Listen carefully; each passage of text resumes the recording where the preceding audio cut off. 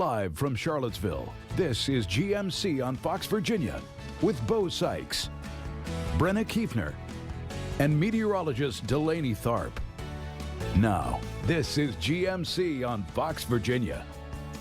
Coming up on GMC, there could be some big plans for a once popular section of Afton Mountain. We'll have details on what could happen at exit 99. Plus, more lawmakers are getting involved in the release of several Americans, including a Louisa County man from the Turks and Caicos. We'll tell you what our local representative is doing. Former President Trump has a surprising campaign stop today. I'm Doug Luzader in Washington. We'll have more on that and what President Biden is doing to win over young voters. Just ahead.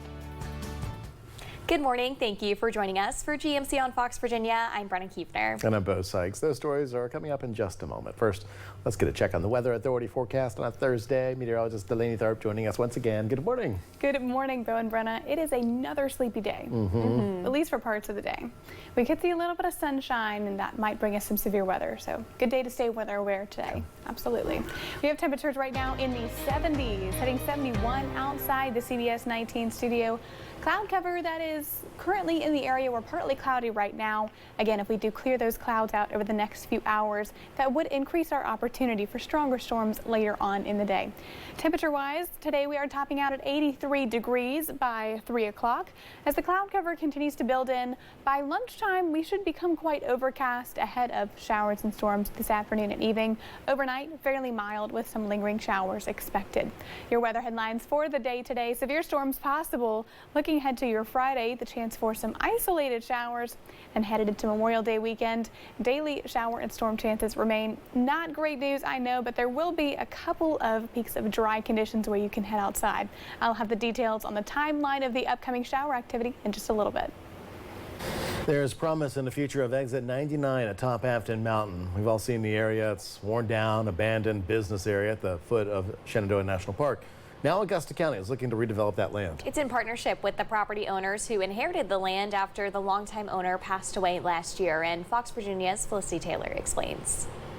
It's such a tragedy. You know, we used to have a great Howard Johnson's here. We had great motels, but everything has just been left down. Exit 99 in the Afton property is the entrance to some of the best that Central Virginia has to offer. The Blue Ridge Parkway, Shenandoah National Park, Swannanoa Palace, and a historic golf course. I've been up here literally hundreds of times, and I would love to see it restored back to its great beauty. And I think it's one of the very most important exits on 64. But years of neglect have taken its toll. It's really unsafe for everybody. Broken glass, and I know that some people who are under sad circumstances might be sleeping in there, and I'm sure that there's rodents. Augusta County and the property owners are applying for a community block grant to plan a redevelopment. It's a great place for a restaurant because there's so much great traffic. It would be lucrative for people stocking up for their hikes, stocking up for their bikes. It would be great to have bathrooms that are safe, parking that you feel that would be safe too. Sometimes it's a little bit sketchy here, especially in the evening. King's Gourmet Popcorn says a big part of the redevelopment will be water and sewage access. King's is the only business on the property, and one employee says they'll be involved in the entire rebuilding process. Felicity Taylor, Fox Virginia News. A Greene County woman is facing felony charges after a carjacking in Albemarle County that left another woman severely injured. 41-year-old Paula Laster has been charged with carjacking and attempted malicious wounding. According to Albemarle County Police, it happened on Wednesday morning along Prophet Road. Albemarle County Police found an adult female suffering from serious injuries. The victim said her vehicle had been stolen. She was taken to the UVA Medical Center. Laster is being held without bond. Investigators have released an initial report on the fatal plane crash in Palmyra that happened on May 5th. Investigators say the plane was flying at 20,000 feet when it suddenly reversed course. Air traffic control reported the pilot saying, "We've lost, we need to climb." Then the pilot said that they lost autopilot and there was no further communication from the aircraft. The report also says that icing could have played a role in the crash that killed 2 people. 5th District Representative Bob Good is speaking out on a Central Virginia man who's been held in the Turks and Caicos on criminal charges. 31-year-old Tyler Wenrich of Louisa County pleaded guilty on Monday to ammunition possession. Authorities say Wenrich was found with 2 bullets in his luggage while on vacation. He's one of 5 Americans facing a possible prison sentence of up to 12 years.